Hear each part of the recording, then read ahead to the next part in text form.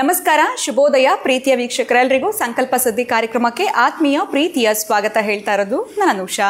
ಮೊದಲನೇ ಬಾರಿ ನಮ್ಮ ಚಾನಲ್ ವೀಕ್ಷಿಸ್ತಿದ್ದೀರಾ ಅಂತಂದರೆ ಈಗಲೇ ನಮ್ಮ ಚಾನಲ್ನ ಸಬ್ಸ್ಕ್ರೈಬ್ ಮಾಡಿ, ನಮ್ಮ ವೀಡಿಯೋಸ್ನ ಲೈಕ್ ಮಾಡಿ. ಮನುಷ್ಯ ಅಂದಮೇಲೆ ಹಲವಾರು ರೀತಿಯಾಗಿರುವಂಥ ತೊಂದರೆಗಳು, ಸಮಸ್ಯೆಗಳಿಗೆ ಒಳಗಾಗಿರ್ತಾರೆ. ನಿಮ್ಮ ಯಾವುದೇ ರೀತಿಯಾಗಿರುವಂಥ ತೊಂದರೆಗಳಿದ್ದಲ್ಲಿ ಆದಷ್ಟು ಬೇಗ ನೀವು ಅಕ್ಷರವೃಕ್ಷವನ್ನು ಬರ್ಮಾಡ್ಕೊಳ್ಬೋದು. ಈಗ ಆಲ್ರೆಡಿ ಸಾಕಷ್ಟು ಜನ ಅಕ್ಷರವೃಕ್ಷವನ್ನು ಬರ್ಮಾಡಿಕೊಂಡು ಅವರ ಎಲ್ಲ ಒಂದು ಸಮಸ್ಯೆಗಳಿಂದ ಕೂಡ ಹೊರಗಡೆ ಬಂದರೆ ಸಾಕಷ್ಟು ಜನ ಕಾರ್ಯಕ್ರಮನ ಹೊಸ ವೀಕ್ಷಕರು ವೀಕ್ಷಿಸ್ತಾ ಇದ್ದೀರಾ. ಇದ್ರ ಬಗ್ಗೆ ನಿಮಗೆ ಹೆಚ್ಚಿನ ಮಾಹಿತಿ ಇದನ್ನು ಬರ್ಮಾಡ್ಕೊಳ್ಬೇಕು ಅಂತಂದರೆ ಸ್ಕ್ರೀನ್ ಮೇಲೆ ಕೂಡ ತಮಗೆ ಸಂಖ್ಯೆಗಳು ಬರ್ತಾ ಇದೆ, ಅದಕ್ಕೆ ಕಾಲ್ ಮಾಡ್ಬೋದು, ಮಾಹಿತಿಯನ್ನು ಪಡ್ಕೊಳ್ಬೋದು. ಇನ್ನು ಪ್ರತಿಯೊಂದು ವಿಡಿಯೋಸಲ್ಲಿ ಕೂಡ ಸಾಕಷ್ಟು ಉಪಯುಕ್ತವಾಗಿರುವಂಥ ವಿಚಾರಗಳು, ವೇದ, ಶಾಸ್ತ್ರ, ಪುರಾಣ, ಜ್ಯೋತಿಷ್ಯ, ವಾಸ್ತು, ಯಾವುದೇ ರೀತಿಯಾಗಿರುವಂಥ ಸಮಸ್ಯೆಗಳಿದ್ದಲ್ಲಿ ಸರಳವಾಗಿರುವಂಥ ರೆಮಿಡೀಸ್ನ ತಿಳಿಸ್ಕೊಡುವಂಥ ಸ್ಪಿರಿಚುವಲ್ ಗುರು ಡಾಕ್ಟರ್ ವಿಷ್ಣುದತ್ತ ಗುರುಜಿಯವರಿದ್ದಾರೆ. ಗುರುಗಳನ್ನ ಕಾರ್ಯಕ್ರಮಕ್ಕೆ ಬರ್ಮಾಡ್ಕೊಳ್ಳೋಣ. ನಮಸ್ತೆ ಗುರುಗಳೇ, ಕಾರ್ಯಕ್ರಮಕ್ಕೆ ಭಕ್ತಿಯ ಸ್ವಾಗತ. ಒಳ್ಳೆದಾಗಲಿ. ಕೆಲವೊಂದು ಸಮಸ್ಯೆಗಳಿದ್ದಾಗ ಅನೇಕ ರೀತಿ ಪರಿಹಾರಗಳು ಮಾಡ್ಕೊಂಡಿರ್ತೀವಿ. ಕೆಲವ್ರಿಗೆ ಆ ಪರಿಹಾರಗಳು ಕ್ಲಿಕ್ ಆಗಿರುತ್ತೆ ಅಂತ ಹೇಳ್ಬೋದು. ಇನ್ನು ಕೆಲವರು ಬೇಸತ್ತೆ ಹೋಗ್ಬಿಟ್ಟಿರ್ತಾರೆ. ಈ ದೋಷ ಅಂದರು, ಆ ದೋಷ ಅಂದರು. ಎಸ್ಪೆಷಲಿ ವಿವಾಹಕ್ಕೆ ಹೇಳಬೇಕು ಅಂದರೆ ಎಲ್ಲ ಥರದ ದೋಷ ಪರಿಹಾರ ಮಾಡ್ಕೊಂಡಿದ್ರು ಕೂಡ ಮದುವೆ ಫಿಕ್ಸ್ ಆಗ್ತಾ ಇರೋದಿಲ್ಲ. ಆ ವೆಯ್ಟ್ ಮಾಡ್ತಾ ಇರ್ತಾರೆ. ಆ ಅನುಭವಿಸೋದೇ ಪರಿಹಾರ ಅಂದ್ಬಿಡ್ತಾರೆ ತುಂಬ ಜನ ಜ್ಯೋತಿಷದವ್ರ ಹತ್ರ ಹೋದಾಗ. ಈಗೇನು ನೀವು ಕಾಯ್ತಾ ಇದ್ದೀರಲ್ಲ, ಈ ಅನುಭವಿಸಿದ್ರಲ್ಲ, ಇದೇ ನಿಮ್ಮ ಪರಿಹಾರ. ಏನೇನೋ ಮಾಡ್ಕೊಂಬಂದಿದ್ದೀರಾ, ಆಗಲಿಲ್ಲ, ಬಟ್ ನೀವು ವೆಯ್ಟ್ ಮಾಡ್ತಿದ್ದೀರಾ, ಇದೇ ಪರಿಹಾರ ಅಂತ ಹೇಳ್ಬಿಡ್ತಾರೆ. ಸೊ ಈ ಥರ ಉತ್ತರಗಳು ತೊಗೊಂಡ್ರೆ ನಮಗೆ ಸ್ಯಾಟಿಸ್ಫ್ಯಾಕ್ಷನ್ ಆಗಲ್ಲ, ಜೊತೆಗೆ ನಮ್ಮ ಕೆಲಸ ಫುಲ್ಫಿಲ್ ಆಗಲ್ಲ ಅಂತ ಹೇಳ್ಬೋದು. ಸೊ ಇದಕ್ಕೆಲ್ಲ ಏನು ಪರಿಹಾರ ಗುರುಗಳೇ? ಯಾಕಂದರೆ ತುಂಬ ಜನ ಎಲ್ಲ ಥರ ಪರಿಹಾರ ಮಾಡ್ಕೊಂಡಾಗೂ ಆಗಲ್ಲ. 100ರಲ್ಲಿ 10 ಜನಕ್ಕೆ ಆಗ್ಬೋದು, ಇನ್ನು ತುಂಬ ಜನಕ್ಕೆ ವೆಯ್ಟಿಂಗೆ, ನೆಕ್ಸ್ಟ್ ಏನು ಮಾಡ್ಕೋಬೇಕು ಅಂತ ಕಾಯ್ತಾ ಇರ್ತಾರೆ. ಸೊ ಅನುಭವಿಸೋದೇ ಪರಿಹಾರ ಅಂತ ಕನ್ಸಿಡರ್ ಮಾಡಬೇಕಾ, ಅಥವಾ ಅದಲ್ಲದೆ ನಾವು ಏನು ಮಾಡಬೇಕಾಗತ್ತೆ? ಇದ್ರ ಬಗ್ಗೆ ತಿಳಿಸ್ಕೊಡಿ. ಓಂ ವಿಶ್ವಸ್ಮೈ ನಮಃ. ನನ್ನ ಪ್ರೀತಿಯ ಬಂಧುಗಳೇ,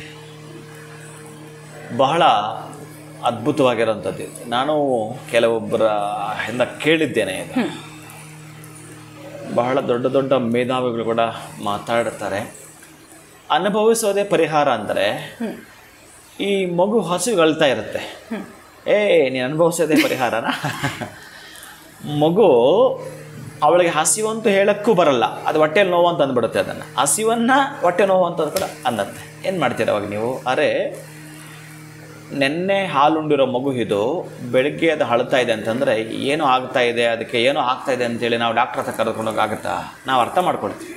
ಎಸ್, ಈ ಮಗು ಈಗ ಅಳುತ್ತಿದೆ ಅಂತಂದರೆ ಅದಕ್ಕೆ ಹಸಿವಾಗಿದೆ. ತಾಯಿ ಆಗಿರೋಂಥವಳು ಆ ಮಗುವನ್ನು ಪೋಷಣೆ ಮಾಡಿರ್ತಾಳಲ್ಲ, ಅವಳು ಗೊತ್ತಾಗತ್ತೆ, ಆ ಮಹಾತಾಯಿ ಗೊತ್ತಾಗತ್ತೆ ಇದು ಯಾವಾಗ ಯಾವುದು ಕಳ್ಳುತ್ತೆ ಅಂತ. ಯಾಕಂದರೆ ಅವರ ಬಾಂಧವ್ಯ ಆಗಿರುತ್ತೆ. ಆ ಅಮ್ಮ ಮತ್ತು ಆ ಮಗುವಿನ ಭಾವನೆ ಆಗಿರುತ್ತೆ. ಆ ಅಮ್ಮ ಖುಷಿಯಾಗಿ ಆ ಮಗುವಿನ ಮೇಲಕ್ಕೆ ಹಿಂಗೆ ಎಸೆದಾಗ ನಗುತ್ತೆ ಆ ಮಗು. ಹಾಗಂತೇಳಿ ನಾನು ಬಿದ್ದೋಗ್ತೇನೆ ಅಂತ ಅಳಲ್ಲ. ಈ ಅಮ್ಮನಿಗೆ ಗೊತ್ತಿದೆ, ಆ ಡಿಸ್ಟೆನ್ಸ್ ಇದೆ ನೋಡಿ. ಆ ಮಗು ಹಿಂಗೆ ಮೇಲೆ ಕೆಸಿದಾಗ ಆ ಹಿಡ್ಕೊಳ್ಬೇಕಾದ್ರೆ ಎಷ್ಟು ಸೆಕೆಂಡ್ ಟೈಮ್ ತೆಗೆದುಕೊಳ್ತಿದೆಯೋ ಅದನ್ನು ವಿಶ್ವಾಸ ಅಂತ ಕರೀತಾರೆ.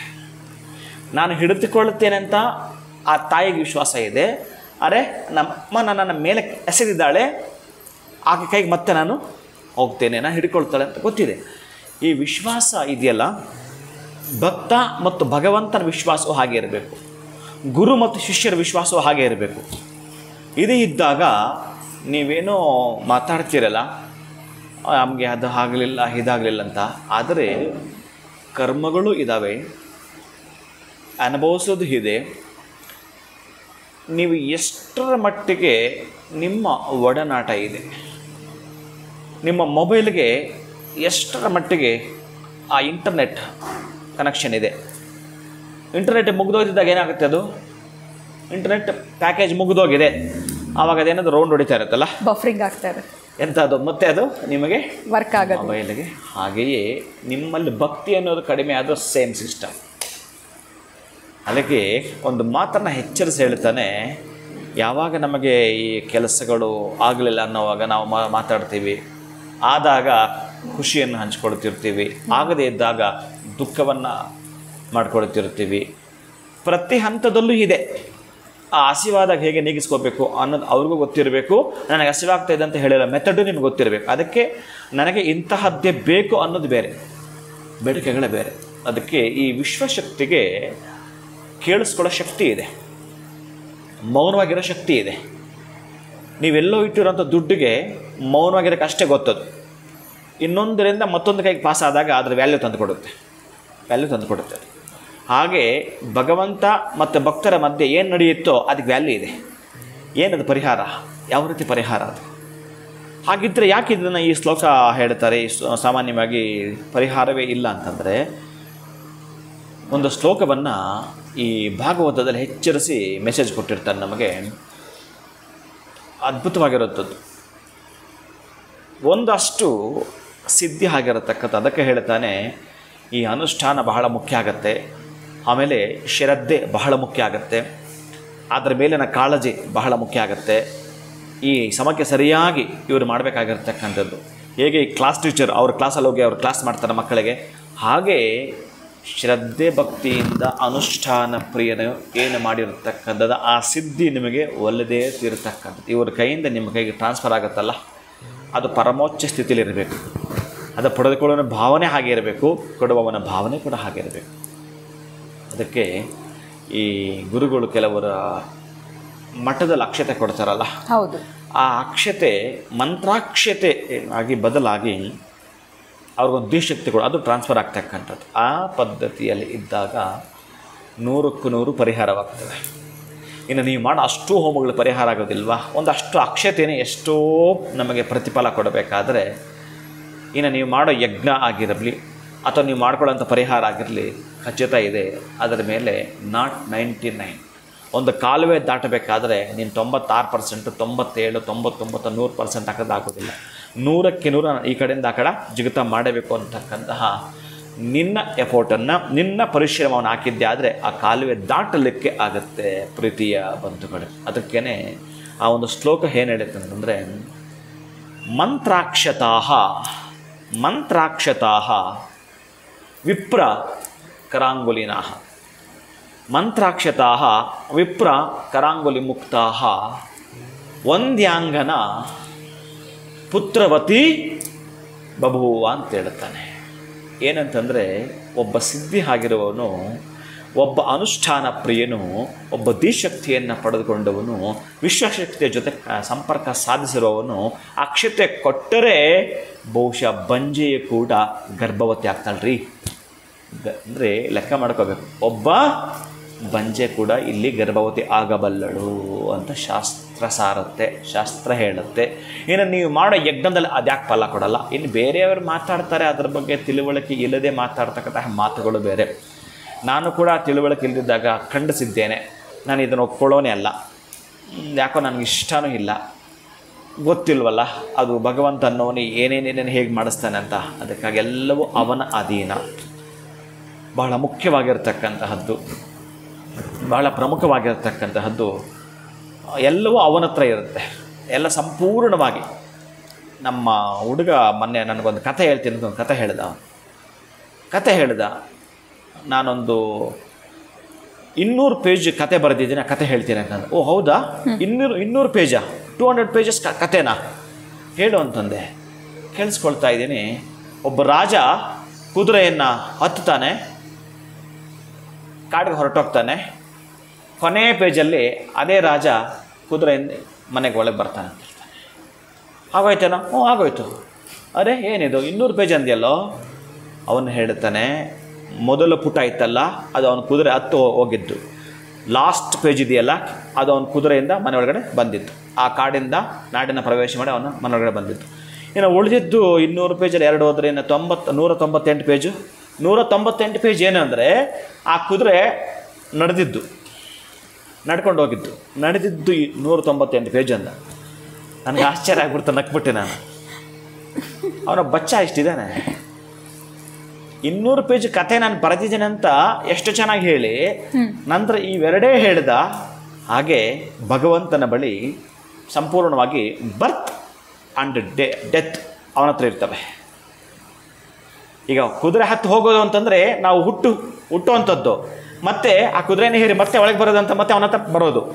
ಇನ್ನು 198 ಪೇಜ್ ನಾವು ಹೇಗೆ ನಡ್ಕೊಂಡಿವಿ ಅಂತ ಈ ಸತ್ಯ ಸಾರಾಂಶ ಒಬ್ಬ ಪುಟ್ಟ ಹುಡುಗನಿಂದ, ಇನ್ನೂ ಅವನಿಗೆ 10 ವರ್ಷ ತುಂಬಿಲ್ಲ ರೀ. ಅವ ಹೇಳಿದ್ದೆ ನನಗೆ 10 ವರ್ಷ ತುಂಬಿಲ್ಲ. ನಾನೇನೋ ಕತೆ ಹೇಳಿದೆ, ಅವನಿಗೆ ಬೋರ್ ಆಗ್ಬಿಡ್ತದು. ಇದು ಚೆನ್ನಾಗಿಲ್ಲ, ನಾನು ಹೇಳ್ತೀನಿ ಅಂತೇಳಿ ಅವನು ಹೇಳ್ದ. ಬಹಳ ಖುಷಿ ಇತ್ತು, ಬಹಳ ಅದ್ಭುತ ಇತ್ತು. ಅದಕ್ಕೆ ಇದರಲ್ಲಿ ಸತ್ಯ ಸಾರಾಂಶ ಇಷ್ಟೇ, ನೀವು ಏನು ಮಾಡ್ತೀರೋ ಅದು ನಿಮಗೆ. ಈ ವಿಶ್ವಶಕ್ತಿ ಅದನ್ನೇ ಮಾತಾಡುತ್ತೆ. ಅವನು ಚೆನ್ನಾಗಿದ್ದಾನೆ, ಅವನು ಏನೂ ಇಲ್ಲದವ, ಬಂಗ್ಲೆ ಮಾಡಿಕೊಂಡ, ಕಾರ್ ಇಟ್ಕೊಂಡ, ಮತ್ತು ಬೆಳೀತಿದ್ದಾನೆ ಅನ್ನೋದನ್ನು ನೀನೇನಾದರೂ ಖುಷಿಯ ಪಡಬೇಕು. ದಯವಿಟ್ಟು ಗಮನಿಸಿ, ಸ್ವಲ್ಪ ಗಮನಿಸಿ. ಅವನು ಚೆನ್ನಾಗಿದ್ದಾನೆ ಅಂದಿದ್ದು ಈ ಯೂನಿವರ್ಸ್ ಕೇಳಿಸ್ಕೊಂಡಿದೆ, ಈ ವಿಶ್ವಶಕ್ತಿ ಕೇಳಿಸ್ಕೊಂಡಿದೆ. ಬರೆದಿಟ್ಕೊಳ್ಳಿ, ಅವನೆಷ್ಟು ಚೆನ್ನಾಗಿರಬೇಕು, ಇನ್ನೂ ಬೆಳೀಲಿ, ಇನ್ನೂ ಅವನು ಚೆನ್ನಾಗಿರಲಿ, ನಾನೂ ಕೂಡ ಅವನಾಗೆ ಚೆನ್ನಾಗಿರಬೇಕು. ಆವಾಗ ವಿಶ್ವಶಕ್ತಿ ಹೇಳುತ್ತಂತೆ, ಓ ಹೌದಾ, ನಿನಗೂ ಅವನಷ್ಟು ಎತ್ತರಕ್ಕೆ ಬೆಳಕ್ಕೆ ಆಸೆ ಇದೆಯಾ, ಸರಿ ಹಂಗೆ ನಿನಗೂ ಕೊಡ್ತೀನಿ ತಗೋ ಅಂತ ಹೇಳುತ್ತಂತೆ. ನೀವೇನು ಮಾಡ್ತೀರಿ, ಅದರ ವಿರುದ್ಧವಾಗಿ ಜಲಸ್ ಫೀಲ್ ಆಗ್ತಿರ್ತೀರಿ, ಅಸೂಯೆ ಪಡ್ತಿರ್ತೀರಿ, ಬೇಸರ ಮಾಡ್ಕೊಳ್ತೀರಿ, ದುಃಖಕ್ಕೊಳಗಾಗ್ತೀರಿ. ಅವರು ಬೆಳೆದು ಬಿಟ್ಟರು ಅಂತ ನಿಮ್ಮ ದೇಹ ನಿಮಗೆ ನಂಜತ್ತು ಬಿಡುತ್ತೆ. ಅದಕ್ಕಾಗಿ ಖುಷಿಯನ್ನು ವ್ಯಕ್ತಪಡಿಸಿ ನಿಮ್ಮ ದೇಹವೆಲ್ಲ ಅಮೃತಮಯವಾಗುತ್ತೆ. ನೀವಾಗ ಬೆಳೆತೀರಿ. ಒಂದಷ್ಟು ಸಣ್ಣ ಮಂತ್ರಾಕ್ಷತೆಗೆ ಅಷ್ಟು ಅರ್ಥ ಇರಬೇಕಾದ್ರೆ ಇನ್ನು ಆ ಪುಟ್ಟ ಬಾಲಕ ಹೇಳಿದ್ದ 200 ಪುಟಗಳು ಕೂಡ ನಮಗೆ ಎಷ್ಟು ಚೆನ್ನಾಗಿ ಅರ್ಥ ಮಾಡಿಸ ಅಂತಂದರೆ, ಬಹುಶಃ ನಾನು ಕಾಶಿಯಲ್ಲಿ ಕುಳಿತುಕೊಂಡು ಆ ಅಭಿಷೇಕ ಮಾಡುವಾಗ ಈ ಪುಟಗಳನ್ನ ನನಗೆ ಬಂದ್ಬಿಟ್ಟು ನನ್ನ ಮುಂದುಗಡೆ ಸೆರೆದು ಹೋಗ್ಬಿಟ್ಟು, ಓ ಗಾಡ್, ಅಂದರೆ ಅವನ ರೂಪದಲ್ಲಿ ಏನಾದರೂ ಬಂದುಬಿಟ್ನ ಕಥೆನ ಇದಾ ನನಗೆ ಅರ್ಥನೇ ಆಗಿರಲಿಲ್ಲ. 200 ಪೇಜ್ ಇವನು ಬರೋದ್ನ ಮೊದಲೇ 10 ವರ್ಷ ಇವನು, ಆಮೇಲೆ ಕತೆ ಅಷ್ಟೇ ಸ್ಟ್ರಾಂಗಾಗಿ ಹೇಳ್ತಿದ್ದಾನೆ. ಅವನೆಲ್ಲೂ ನಗಲಿಲ್ಲ, ಅಷ್ಟು ಕಾನ್ಫಿಡೆಂಟ್ ಆಗಿ ನಾನು ನಗ್ತಾನೇ ಇದ್ದೀನಿ. ಆಶ್ಚರ್ಯ ತಂದ್ಬಿಡ್ತು ನನಗೆ. ಇನ್ನು ನಾನು ಏನು ಹೇಳೋಕ್ಕೂ ಅಷ್ಟು ಸಮಂಜಸವಲ್ಲ ಅಂತ ಸುಮ್ಮನಾದೆ. ಹಾಗೆ ಈಗ ನೀವು ಕೇಳಿದ ಪ್ರಶ್ನೆ ಇದೆಯಲ್ಲ, 100ಕ್ಕೂ 100 ನಮ್ಮಲ್ಲಿ ಆ ಒಬಿಡಿಯನ್ಸಿ ಇತ್ತು ಅಂತಂದರೆ, ನಮ್ಮಲ್ಲಿ ಅಂಥ ಪ್ರಾಮಾಣಿಕತೆ ಇತ್ತು ಅಂತಂದರೆ 100ಕ್ಕೂ 100 ನಿಮಗೆ ನೋವಾದಾಗ 10 ಬಿಡ್ತೀರ, ಅದು ಬೇರೆ. ಅಳೋ ಥರ ನಾಟಕ ಇದೆಯಲ್ಲ, ಅದು ಪ್ರಯೋಜನ ಬಾರದು. ಚೆನ್ನಾಗಿ ಮಾಡಬೇಡಿ. ನಿದ್ದೆ ಮಾಡೋ ಥರ ನಾಟಕ ಮಾಡಿದ್ದಿಲ್ಲ, ಅದು ಪ್ರಯೋಜನಕ್ಕೆ ಬರಲ್ಲ. ಅದಕ್ಕೆ ಅವ್ರು ಹೆಂಗಾದ್ರೆ ಬದುಕಲಿ, ಅಷ್ಟೇ ಖುಷಿಯಿಂದ ನಾನು ಬದುಕಬೇಕು ಅನ್ನೋ ಅಪ್ಲಿಕೇಶನನ್ನು ಯಾರು ನೀವು ನಂಬಿರ್ತೀರೋ ಅಲ್ಲಿ ಆಗ್ತಾ ಬನ್ನಿ.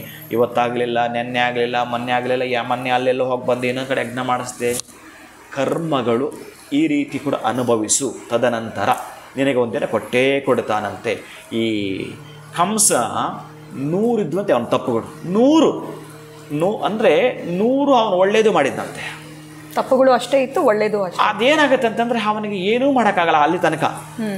ಸುದರ್ಶನ ಚಕ್ರ ಕಾಯ್ತಾ ಇತ್ತು, 101 ಅದಕ್ಕೆ ಅವಕಾಶ ಕೊಡಲ್ಲ, ತೆಗೆದು ಬಿಸಾಕ್ತೀನಿ ನಾನು. ಹಾಗೆ ನಿಮಗೆ ಆವರಿಸ್ಕೊಂಡಿದ್ವ ಕೆಟ್ಟವು ಮಾಡಿ, ಅದೊಂದು ಯಜ್ಞನೂ ಮಾಡಿ, ಇನ್ನೊಬ್ಬರಿಗೆ ದಾನನೂ ಮಾಡಿ, ಮತ್ತೊಂದು ಒಳ್ಳೆ ಕೆಲಸನೂ ಮಾಡಿ, ಮನಸ್ಸಲ್ಲಿ ಒಳ್ಳೆಯದನ್ನೇ ಯೋಚನೆ ಮಾಡ್ತವೆ. ಒಟ್ಟಾರೆಯಾಗಿ ನಶಿಸಿ ಹೋಗ್ತವೆ. ನಿಮ್ಮನ್ನು ಪೋಷಿಸಿ ಪೂರೈಸಿದ್ದಕ್ಕೆ ಭಗವಂತನ ದಿಶಕ್ತಿ ಇದ್ದೇ ಇರುತ್ತೆ ನನ್ನ ಪ್ರೀತಿಯ ಬಂಧುಗಳೇ. ಖಂಡಿತವಾಗ್ಲೂ ನಿಜ ಗುರುಗಳೇ, ತಾವು ಹೇಳಿದ್ದು ಅಂತ ಹೇಳ್ಬೋದು. ಭಕ್ತ ಆಗಿರ್ಬೋದು, ಭಗವಂತನ ಒಂದು ವಿಶ್ವಾಸ ಹೇಗಿರುತ್ತೆ, ತಾಯಿ ಮಗು ವಿಶ್ವಾಸ ಹೇಗಿರುತ್ತೆ, ಕರ್ಮಗಳನ್ನ ನಾವು ಹೇಗೆ ಕಳ್ಕೊಳ್ಬೇಕು, ಆ ಪ್ರಾಮಾಣಿಕ ಪ್ರಯತ್ನ ಅನ್ನುವಂಥದ್ದು ಹೇಗಿರಬೇಕು ಅಂತ ಕೂಡ ನೀವು ತಿಳಿಸ್ಕೊಟ್ರಿ. ಜೊತೆಗೆ ಆ ಮಂತ್ರಾಕ್ಷತೆ ಹೇಗಾಗುತ್ತೆ, ಅದಕ್ಕಿರುವಂಥ ಒಂದು ಪವರ್ ಏನು, ಬಂಜೆ ಕೂಡ ತಾಯಿ ಆದ್ಲು, ಅದನ್ನು ಕೇಳಿದ್ದೀವಿ. ಅದನ್ನು ಕೇಳಿದ್ಮೇಲೆ ನಿಜವಾಗ್ಲೂ ನಂಬಬೇಕು ಮಂತ್ರಾಕ್ಷತೆಗಿರುವಂಥ ಪವರ್ ಅಂತಲೇ ಹೇಳ್ಬೋದು. ಜೊತೆಗೆ ಆ 200 ಪುಟಗಳ ಕತೆ ಹೇಳಿದ್ರಲ್ಲ, ಅದು ಕೂಡ ಭಾಳ ಅದ್ಭುತವಾಗಿತ್ತು. ಯಾಕಂದರೆ ನನಗೂ ಕುತೂಹಲ ಇತ್ತು, ಇನ್ನು 198ರಲ್ಲಿ ಏನಿರಬಹುದಿತ್ತು ಅಂತ. ನಿಜಕ್ಕೂ ಒಂದು ರೀತಿ ನೀವು ತಿಳಿಸ್ಕೊಟ್ಟಂಥ ಉತ್ತರಗಳು ಭಾಳ ಅದ್ಭುತವಾಗಿತ್ತು. ಧನ್ಯವಾದಗಳು ಗುರುಗಳೇ, ನಮಸ್ಕಾರ. ಹರೇ ಶ್ರೀನಿವಾಸ. ಇನ್ನು ವೀಕ್ಷಕರೇ, ಇವತ್ತಿನ ವಿಡಿಯೋವನ್ನು ಮುಗಿಸುವಂತಹ ಸಮಯ ಆಗಿದೆ. ನಮಸ್ಕಾರ.